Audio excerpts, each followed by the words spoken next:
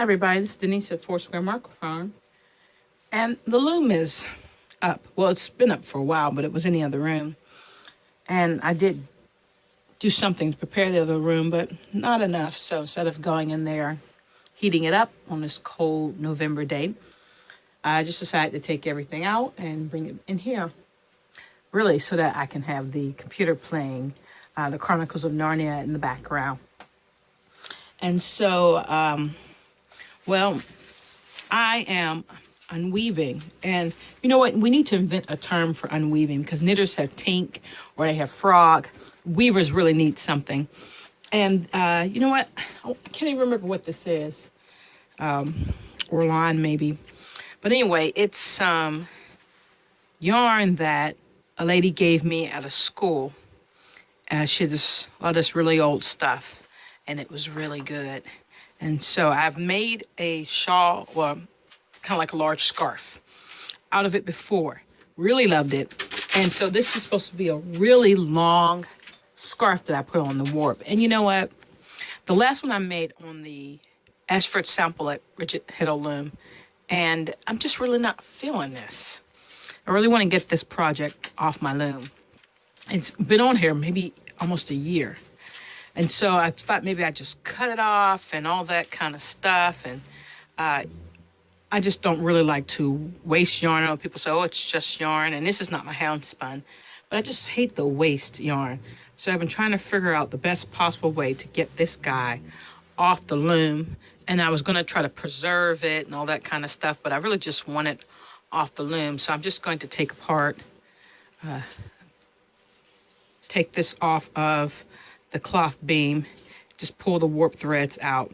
And then I'm going to go ahead and put this onto the Rigid Heddle Loom. I wanted a twill, and that's why it's on here. But I don't really want a twill anymore. I just kind of want it done. And I want it off the 4 shaft so that I can go ahead and warp the 4 shaft loom.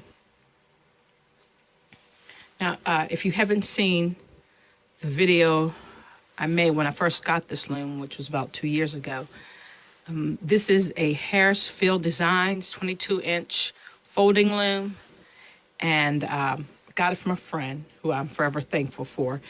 One of the reasons why I have this particular 4 shaft loom, because I did a lot of complaining about how I'm in this tiny little house. I love this little house, but it is tiny. I don't think any of the rooms are all like 8 by 10, just barely.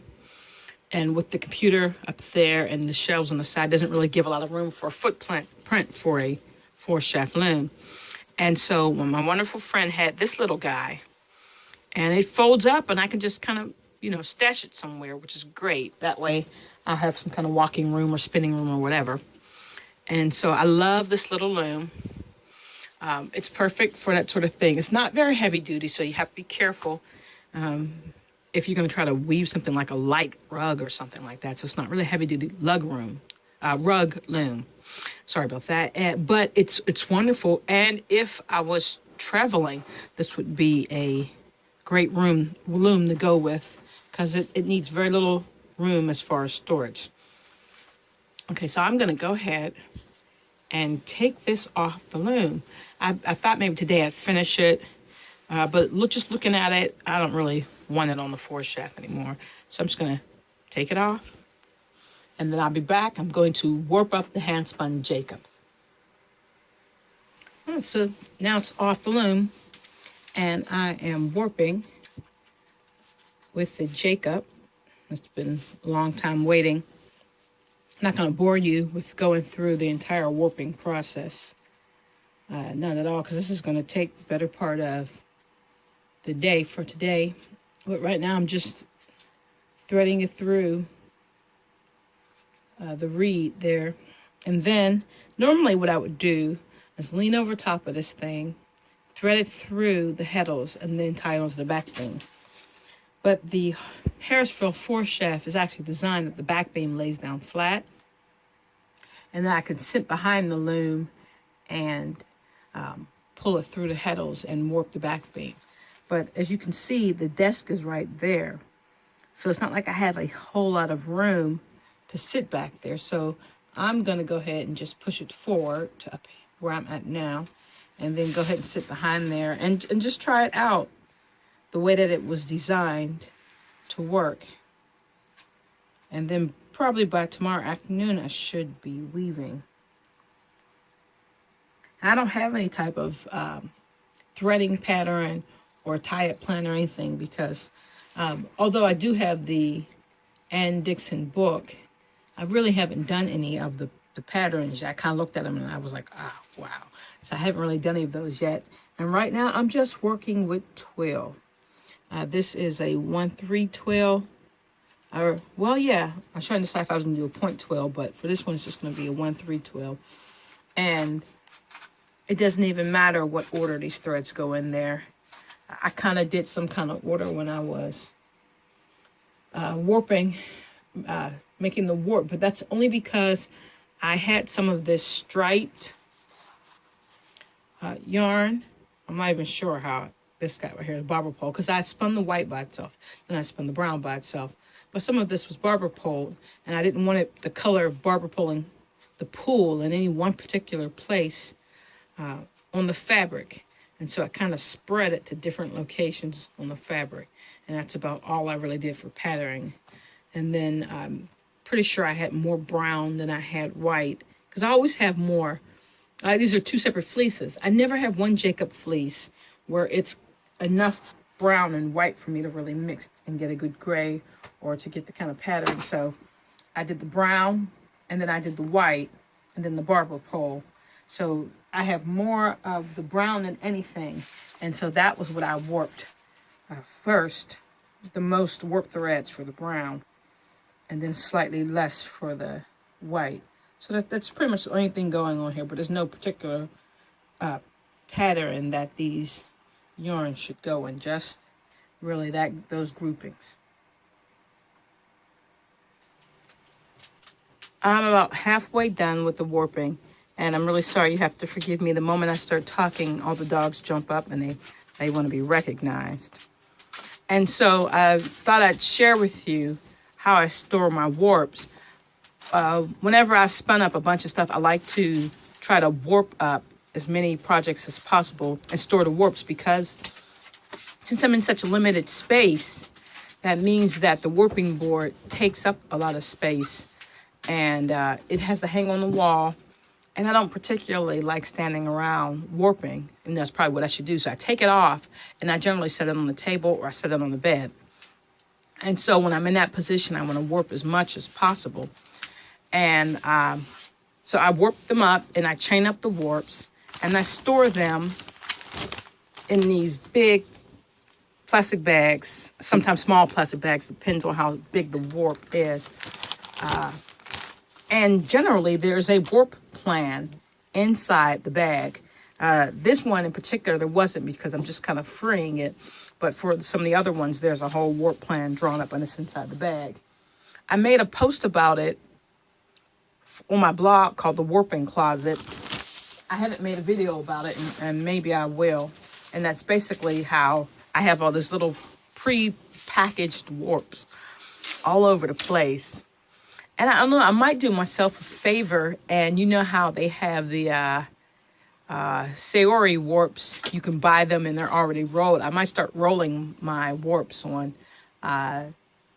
paper towel rolls. The paper towel rolls, and probably 2 toilet paper rolls together, are generally large enough, or maybe I should say they're small enough to go onto the sample at Loom.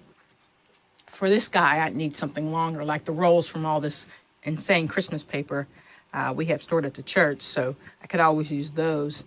And that would give me a good way to store my warps already rolled, but that would be pretty labor intensive too, unless I could rig something with a dowel rod that would do it, but that would be pretty cool.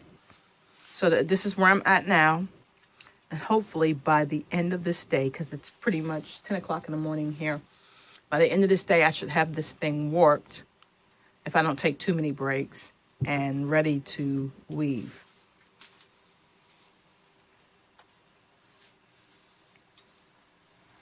About halfway done with the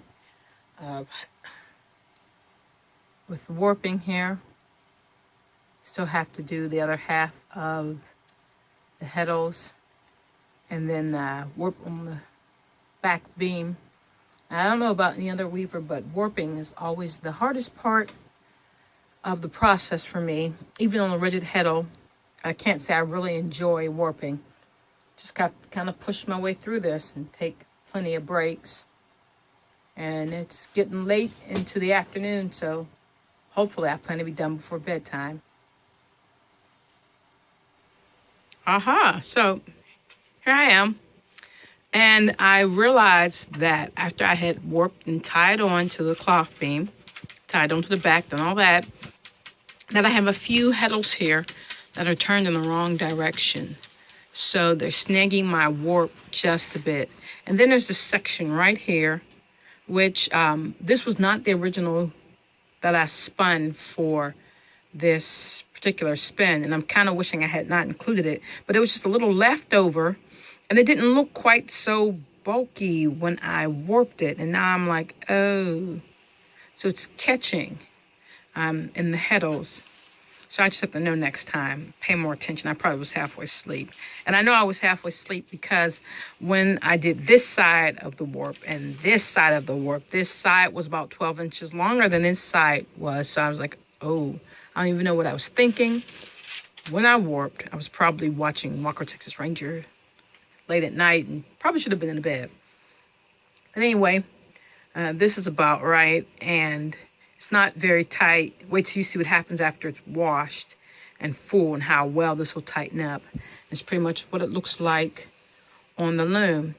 So I'm going to go ahead and finish weaving it. And then I'll turn the camera back on and give you a chance to see what it looks like off the loom and then what it looks like after I've washed it and folded it.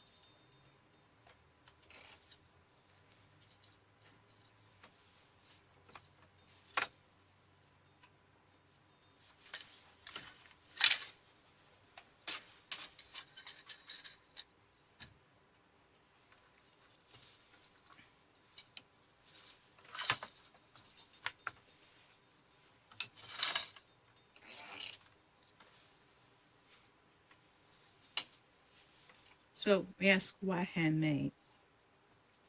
Well, I came across a phrase the other day, the word bespoke. And it's not a word you hear very often. And so I looked it up. I wanted to know where the origin of the word came from. And it's an old English word. And basically, it means to claim, to speak for, or to arrange in advance. And so I think about the word bespoke when I think about handmade. Now, a lot of times when you hear that word bespoke, it's sometimes a little pretentious because you tend to think of things that are for those who can afford to have things custom made. But really, it's not. It means just that, something that's made for you. And recently, the other day, I got a die, a metal cutting die in the mail for paper crafting. And when I think about that die itself, it was made probably overseas, and it was mass produced. And the whole point of that die is to be able to make the same thing over and over again, and it be completely exact every time. And also, I thought about the fact that it was a metal cutting die, and metal has a connotation of something cold and impersonal. And so when you have that cookie cutter, that die cutter, everything exactly the way it is. Every time. There's nothing personal about it. And it's made specifically to be reproduced so that it's always the same. The human element is lost.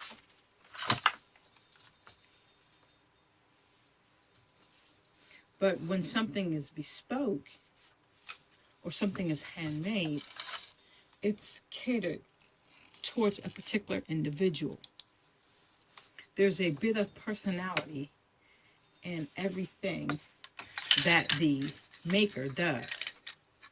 Now, just to backtrack a little bit here, when I'm making things, there's always a little bit of myself in the character of what's made. But if I don't have an intended person when I make it, sometimes I have a hard time deciding what I'm going to do with it and what color it should be, because I don't really have a mind for the end product. But when something is bespoke, or I'm custom making something for an individual, not only is there something of myself in that item, there is something of the individual for whom it is intended to inside of that item. And it becomes personal. There's a human element involved in it. And also, no matter if I'm knitting, weaving, spinning, or doing whatever it is for the pattern, each time I do it, especially if I'm doing it for custom, no 2 times is the same. I could do all the same procedures for it, and it's never actually the same each time. There's something very unique and different about it. And to me, that is the essence of handmade, the personal human warmth that goes into what you're making, the attention and the care, the bit of the artist, and the bit of the personality of the receiver of the gift.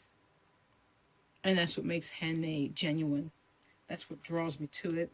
That's what keeps me creating and making and weaving and sewing and paper crafting or whatever I'm doing. That's what keeps me engaged.